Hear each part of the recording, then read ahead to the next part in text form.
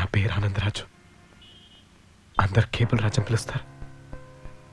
మీ ఇంటి వెనకాల బస్తీల్లో ఉంటాం.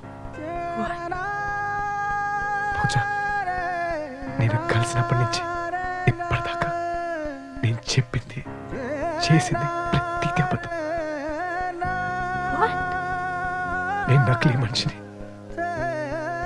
నా బతుకోటి, నేను బతికేతోటి. మోసమా? మోసమైంది సారు. ఆయన సొమ్ము తిన్నానా, ఆయన ఆస్తులు ఎత్తుకొచ్చానా?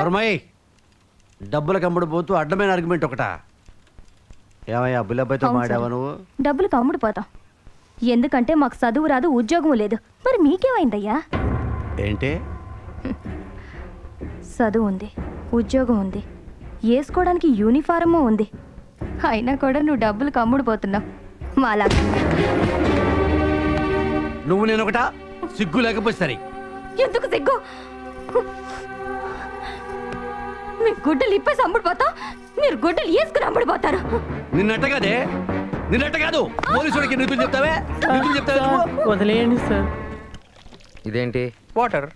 తెలుగులో నీళ్ళు, హిందీలో పానీ అని కూడా అంటారు. అయితే బ్రో, దేవుడు కూడా అంతే.